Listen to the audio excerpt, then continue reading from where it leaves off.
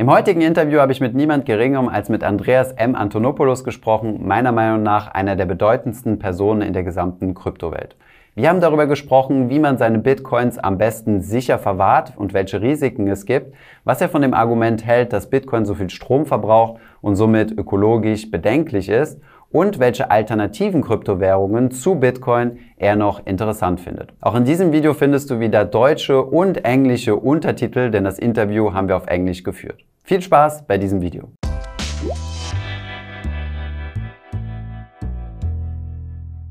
Good. So maybe let's talk a little bit about storing my Bitcoin securely. You have very good advice on this, and you have a tagline which says "Not your keys, not your coins." Sometimes you have it on your cup, and yes.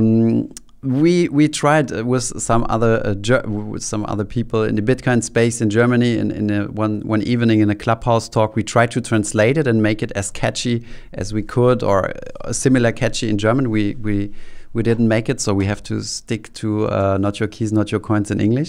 So my question is, I mean, there are some more and more crypto exchanges coming now. For example, here in Germany, we have one of the biggest German stock exchanges, which launched a digital currency exchange platform. So basically a marketplace for cryptocurrencies, and they store it for you in hot wallets and everything. You can withdraw them to your own wallet. But yeah, when I talk to people, they say, I'm not so sure if I need to write down my 11. So when I store them myself, I trust myself less than I trust this platform. What would be your argument? Why is it not your keys, not your coins? And what implications does this have? I would say, how lucky for you that you live in a country where you can trust yourself less than a financial institution. And again, we go back to the same conversation. How many people in the world can say, I trust myself less than my financial institution? When your financial institution is indistinguishable from organized crime, when your financial institution is indistinguishable from a dictator that controls the government, a Venezuelan would never say, I trust myself less than Nicolas Maduro's bank. A Turk would never say, I trust myself less than the central banker appointed by Erdogan. Mm-hmm. It's a really simple answer. What you're revealing is that you have the comfort of living in a place where you can trust financial institutions for now. Great. That's fantastic. That gives you time to learn how to do these things better yourself so you can take more control over these technologies and eventually trust yourself equally. One of the challenges here is that when you have an institution holding keys for millions of customers in a digital currency domain, they have to be 1,000,000 times better at security than each of their individual customers. Let me explain why. This is a digital currency that is an open system.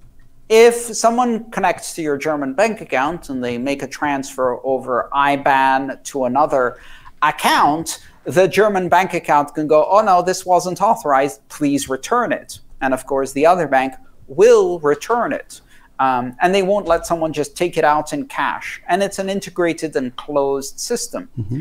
In Bitcoin, that doesn't work. If someone breaks into this bank, takes control of the keys that control millions and millions of euros in Bitcoin and moves them, done. They're gone.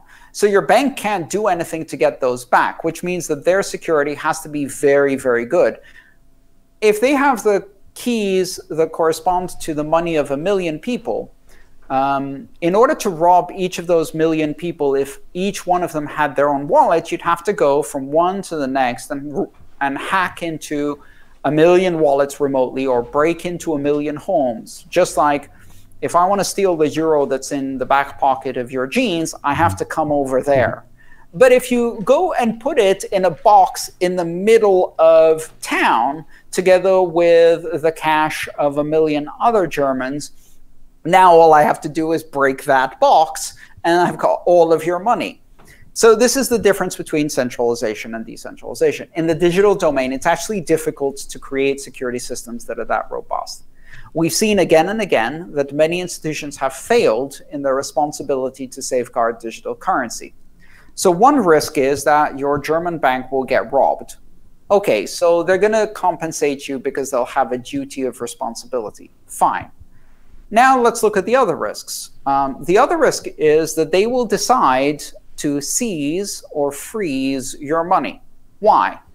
Because you transacted without knowing with someone from Iran. Not your money anymore. Sorry, sanctions on Iran, we shut down your account. Now you have to prove that you deserve to get your money back, because effectively it's not your money, it's in their custody. And so there are all kinds of rules in which you have very little opportunity to defend yourself. And in fact, you have the burden of proof. And try suing a German bank to get your money back if they say that you received money from someone weird or you sent money to someone weird. You may be doing something completely innocent. And as a result, you run into problems. So there's that. And finally, there's the chance that the government will confiscate your money because it turns out that there's a massive debt in the euro and the German central bank needs to increase its reserves. So it's going to take just 1% of all of the Bitcoin in all of those exchanges and bail in. Now, you might think that's an extreme possibility, but if you look at the banking laws in Germany as they were amended after the Cypriot banking crisis, you'll find out that that is actually allowed. And again, as I said, you're one bad election and one banking crisis away from joining the 87% and finding out why control of your money is so important. For the average German, I would say it's perfectly safe to leave it in those kinds of environments. After all, they already have all of your euros and they already have all of your documentation. It's not a big burden. What it gives you is an opportunity to start learning in small steps. Start by opening a small wallet that you control yourself and moving a small amount of money and practicing. Get familiar with the skills. And ultimately, not everyone has to control their own keys. What's more important is that we have a system in which it is possible for those who need, for those who want, to be able to do that. And their freedom buys the freedom of everybody else. Because if that possibility exists and your system starts showing signs of instability, you can always exercise the option and get out. What you don't want to find out is that when you try to exercise the option to get out, that option no longer exists for you. Okay, great. So do you have some how do I actually do it? So I bought my Bitcoin. Okay, I earned my Bitcoin. Now, if I earn my Bitcoin, I need to have a private wallet already. So maybe the first step is I put my first, I don't know, 50 or 100 euros in on an exchange platform with an easy-to-use app. So how do I proceed afterwards? And how do I secure my coin? How do I get to my own keys?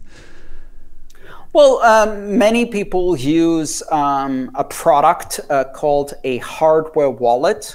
A hardware wallet is a small USB device. It's about this big.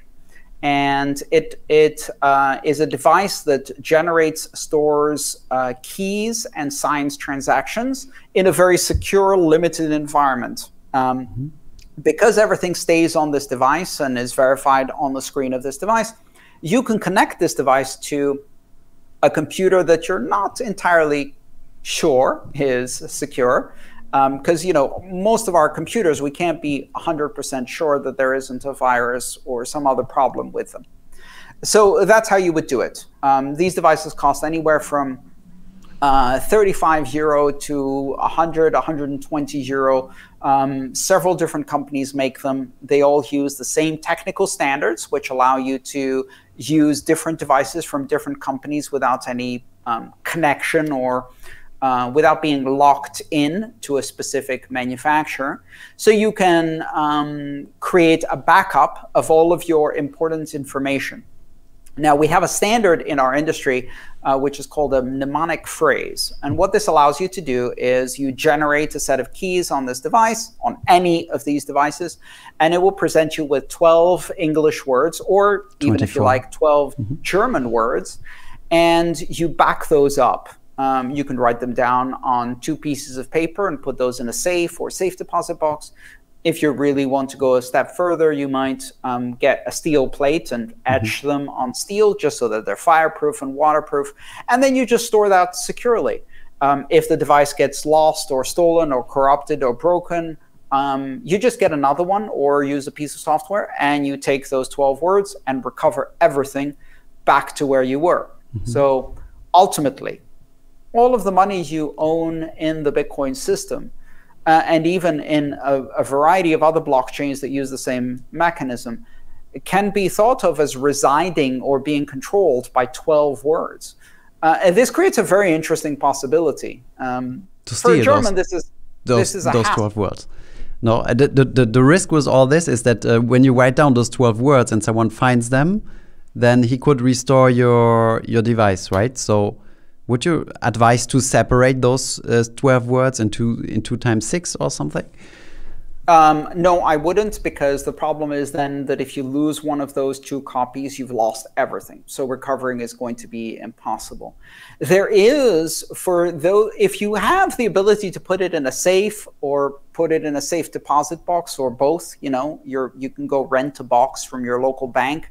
Ironically, we end up putting Bitcoin keys into a bank, yeah, inside a bank, because, you know, there are some things that banks do well, and guards, dogs, guns, and bars is something they do well. So let's use them for that. Monetary policy, not so good. Dogs and guards, really good. So one thing you can do is that. And, you know, for 99% of people, that is more than enough, honestly. No one's going to target you specifically and come and find the 12 words that you have, et cetera, et cetera. Now, if that's not enough, what you can also do with this standard is you can set a password or passphrase. You can write down maybe 4 to 6 additional words in a separate backup that you need to memorize and use to unlock your funds. And if you keep those 2 backups separately, then you can recover. Again, that's complicating things, and this is one of the reasons why this is not easy to do. But again, how much do you need to do this? I find it technically challenging and exciting and interesting to do, so I learn the skills. And the more skills I learn, the more responsibility I can take, the more control I have. But then again, I'm someone who runs Linux on my laptop for exactly the same reasons, because I want to have all of the control. But if I format my hard drive, no one's going to save me. You know, this is really a matter, a bit of personality, at least at this stages. So you think you should are getting easier, I have to say. Keep in mind, this is still an experimental technology that is still maturing. Okay, so now I forgot my question. Okay, never mind. I apologize for interrupting. No problem. Okay, cool. Do you have a few minutes for us to speak about some challenges? Yes, absolutely. I want to make one more point about the 12 words, which may not be obvious, but those 12 words can be transported inside your head if you memorize them. And this creates a very, very interesting and unique application. And this is for people who are under extreme security risk. All they need to do is memorize 12 words, and they can cross a border as a refugee. They can organize resistance to a brutal dictator. They can transport themselves and their family on a boat across the Mediterranean to escape war with just 12 words in their head. They could be naked when they cross the border crossing, and the 12 words would be in their head, arrive in another country, and restore those 12 words to get all their money back. Now, this hasn't happened in history before, but it's a very interesting concept, the ability to take your wealth, abstract it simply as 12 words, memorize those, and transport them in a way that no one can detect, no one can interrupt, and no one can take from you. Okay, very great. I have one question which we saw recently. I don't know if it's especially in Germany or if it's also outside in other countries, but one of the main critiques right now is that Bitcoin is consuming a lot of energy. Bitcoin, so the whole Bitcoin network is consuming something like 0.5% of whole world electricity consumption, or something in this spectrum. So what would you reply to these people? Is it worth it to use as much energy for this technology? The economic marketplace has already answered that question with yes, $1 trillion. Mm-hmm. So that's the simple answer. Is it worth spending all that energy? Yes. $1 trillion, yes, is the answer to that from a market economics perspective. Mm-hmm. Let's look at it from a political perspective, because ultimately this is a political question. I think it's important to separate the concepts of consumption of energy and production of energy. Because after all, let's look at another technology that in fact is being promoted very strongly by environmentalists, electric cars. Mm-hmm. To use the example that Elon Musk, who has recently invested in Bitcoin, and people are like, why would you do that if you're an environmentalist? Because the very same argument applies for electric cars. Electric cars consume a lot of energy. Mm-hmm. Yes, but what do they displace? They displace far more harmful forms of energy consumption that are related to far more harmful forms of energy production. So then you have to ask, well, what if the energy that you're putting into your Tesla or your Prius, if you want to use a different example, is produced by a coal-burning factory? Well, that may be slightly worse in that particular case than the alternative. But what that does is it allows you to regulate the production of energy and switch it to renewable energy. The car doesn't care if that energy came from a wind farm, a solar farm, hydro, or coal. So what you do is you try to ensure that it is efficiently distributed. Now, what that means is because you now have a way of consuming electricity wherever the car is, instead of wherever something that's fixed in place, like a house is, you can actually produce energy in the most efficient way locally, which could be something like solar panels on your roof. Same argument applies to Bitcoin. I can mine Bitcoin anywhere in the world. Why would I go and mine it in the middle of an urban environment off a coal-polluting plant? No. Instead, what I'm going to do is try and find forms of energy that are incredibly cheap. The cheapest form of energy is wasted energy. It's energy that cannot be consumed and bought by consumers because it's being produced in a location that is far from a point of consumption. That tends to be things like hydroelectric, wind, and solar, which means that Bitcoin mining in those environments subsidizes green energy. Or it's energy that wouldn't be produced at all. Another example of that would be the off-flaring of natural gas. Mm-hmm. So when natural gas or oil is pumped from the ground, a large amount of methane is released as part of that. There's no good way to produce energy. And what are you going to do with that energy? You're in the middle of a field in North Dakota or northern Kazakhstan or the Chinese valleys, far away from any urban center. You're not going to build a power plant next to each oil well. So what they do is they set it on fire, which is arguably better than the alternative, which is releasing methane into the air. Setting it on fire at least converts it into carbon dioxide for the most part. But you put a tiny energy production facility with a Bitcoin miner next to it, and you have a viable way of converting the burning of that methane into money right there next to the oil plant. And so now you're taking methane, you're converting it to CO2, which is better than methane, and you're doing it in a more efficient way than just burning it up in the air. Because you actually want to generate electricity for a useful purpose. So we're seeing this happen again and again. And it's a matter of the alignment of incentives with the places where energy is being produced. Bitcoin consumes energy. That energy could be from 100% zero carbon renewable resources if the economic incentives are aligned. If you are concerned about coal-fired plants, then regulate coal-fired plants. But the market is clearly telling us that the ability to do this is worthwhile to those who are investing in doing it.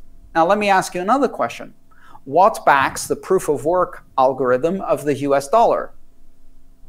7 naval fleets made of 40 or so ships, at the center of which is an aircraft carrier, as part of the world's largest polluter, the Department of Defense, that is going and waging war out of 700 military bases in order to secure fossil fuel production in the Middle East at a cost of enormous blood and trillions of dollars. This is not simply a matter of, well, what about this? It's not a rhetorical argument. The development of a monetary policy that is based directly on energy in a mathematical way is actually and practically replacing the mechanism of currency backed by war. So if you make an argument that Bitcoin is bad for the environment, you have to also make an argument that it's worse than war, because our current currency systems are backed by war. And that war is waged specifically to subsidize fossil fuels, which makes it even worse for the environment. So we have to take a step back and look at the big picture here. I believe that Bitcoin is the greenest form of money we've ever produced. Okay, this is a bold statement. So, yep. so you compare it to no. So your argument would be like we shouldn't take less planes, so we shouldn't travel less, but we should develop planes that that fly on not on carbon fuels but on renewable energies. Right. So if you had an electric plane, would that change your perspective as to whether you should take more planes? Obviously, of course. Yeah, yes. I totally agree with you. Right. So ultimately, we live in a society that depends on scarcity of resources, and the most scarce resource of all is energy, which means ultimately all money is energy. The only question is, how dirty is that energy? By connecting energy to money directly through mathematics, we reduce all of the intermediary steps, which actually add a lot of carbon and pollution, as well as a lot of corruption and war into the process of producing money from energy. That's my argument. Okay. Wow, cool. Very, very good. Very, very helpful. Maybe just one last question. Are there other cryptocurrency projects outside of Bitcoin that you are interested in, or that you find interesting, that you could recommend where someone should have a closer look to? Well, I'm broadly interested in this technology, and I see that it is inevitable that some of these projects have to become specialized in a function. And the reason for that is because systems that are not specialized tend to not be very good at everything they do.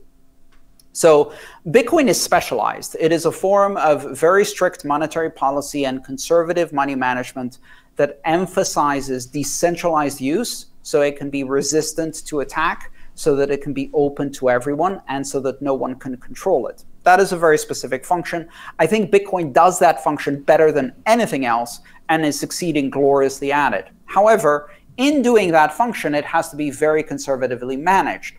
There are other functions. Creating platforms for flexible programming of monetary and financial instruments, also known as decentralized finance, is an example of that. In that area, one of the early pioneers is Ethereum. I've written a book about how Ethereum works.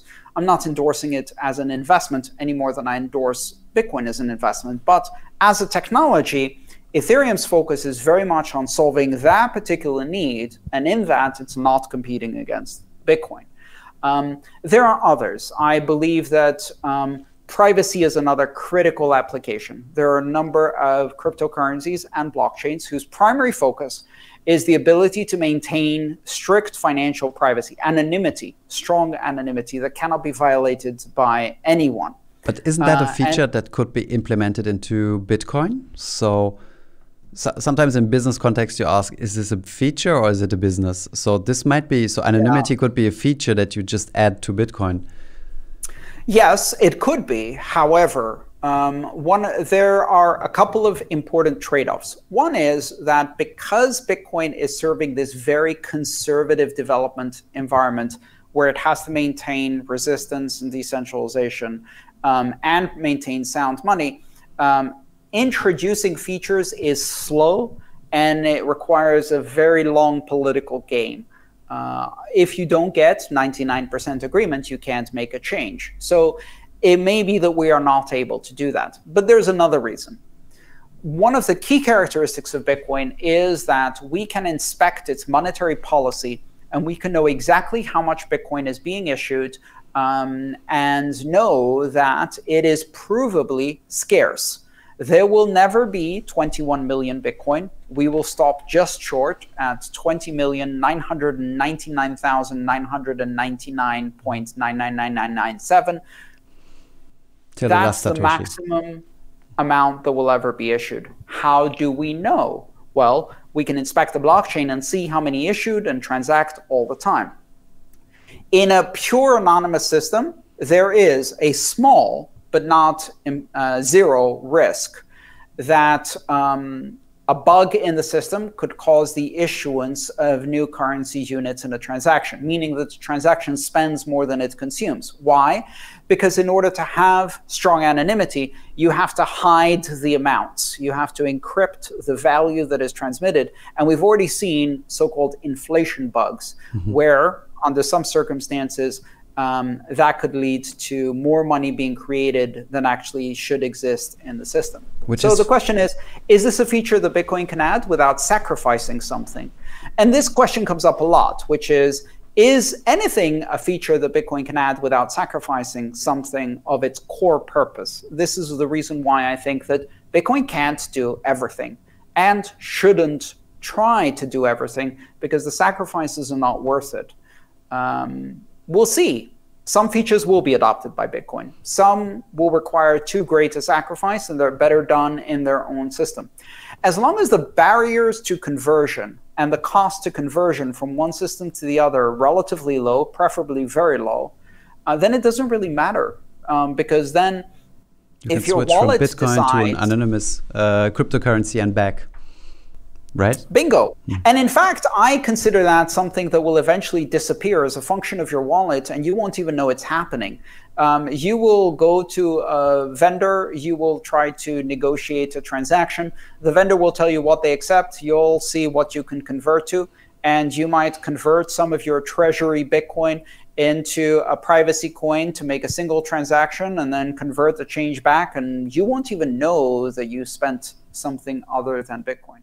Do you have a name for us on one? I just know Monero, right? Is this something where we should have a closer look to, or is it too early to drop names? Yeah, so I want to be clear that I'm not endorsing financial investments, because I'm very reluctant to do that. I have studied the technology that I find very interesting behind two privacy currencies, and those are Monero, that uses a fairly broad variety of anonymity techniques to be very, very private and works quite well. And then Zcash, which is one of the early pioneers of a category of technologies called zero-knowledge proofs. Again, very interesting technology. We'll see who succeeds in the long run. And are both, but both still have the problem of this potential inflation bug, which can't be excluded for 100%? Anything that provides complete anonymity of value, by definition, has within it the possibility of an inflation bug, yes. Okay, perfect. Yeah, perfect, Andreas. Many, many thanks for all the questions. I don't know how many people were just looking live on Twitch. Oh, more than 700. And wow, that's wonderful. Yeah, we will do a great YouTube video on this and publish it in 2 weeks. And I hope that we reach a lot of people, even if it's our first video in English. But we will create some subtitles for it. Thanks a lot for your time. We are convinced Patreons on your Patreon. We will link all your YouTube channel and your books and everything in the description below for people who want to continue to dig deeper into this world. And I can recommend all your speeches, all your calls, not calls, conferences, and check out Andreas. Thank you so much, Thomas. That's really kind of you, and I very much appreciate your support. I will continue to do my focus, which is educating people about this technology. I think it's fascinating. True. And I think the more people learn, even if you don't invest, even if you don't turn, even if you don't get involved, learning this information and understanding it can translate into value in the rest of your life. True. Yeah, and it's so interesting. It's really interesting to get deeper into it. I tried to read your book, by the way, Mastering Bitcoin, but up from chapter 3, when it starts getting technical, I was out. But at least I have it at home, so it looks like I'm a Bitcoin intellectual. Well, I'm glad that worked. It was very much my intention to make the first 3 chapters very accessible, and I expect that most people fall off around chapter 4, because the primary audience is software developers. But you can dip in and get a broader understanding. Give it another go. You might be surprised in a second or third reading that you might get deeper and deeper and deeper into it. I started with I continued with your 3 books in the Internet of Money, which were more accessible, but I take your advice and I will have a second look. Yeah. Thank you very much, Andreas. Thank you, Thomas. Take care. Have a great day. Bye. Bye-bye. Ich hoffe, dieses Interview mit Andreas hat dir gefallen. Wenn du den ersten Teil noch nicht gesehen hast, dann kannst du gerne hier klicken. Ansonsten schreibt uns gerne mal unten in die Kommentare, was so eure Meinung ist und wie ihr das findet, dass wir das erste Interview auf Englisch gehalten haben. War das irgendwie ein Problem für euch oder sollen wir auch andere englischsprachige Experten auf den Kanal einladen? Schreibt es gerne mal unten in die Videobeschreibung. Und wenn es noch nicht getan ist, dann abonniert gerne unseren Kanal, um keine Videos mehr zu verpassen. Danke fürs Zuschauen und bis zum nächsten Video.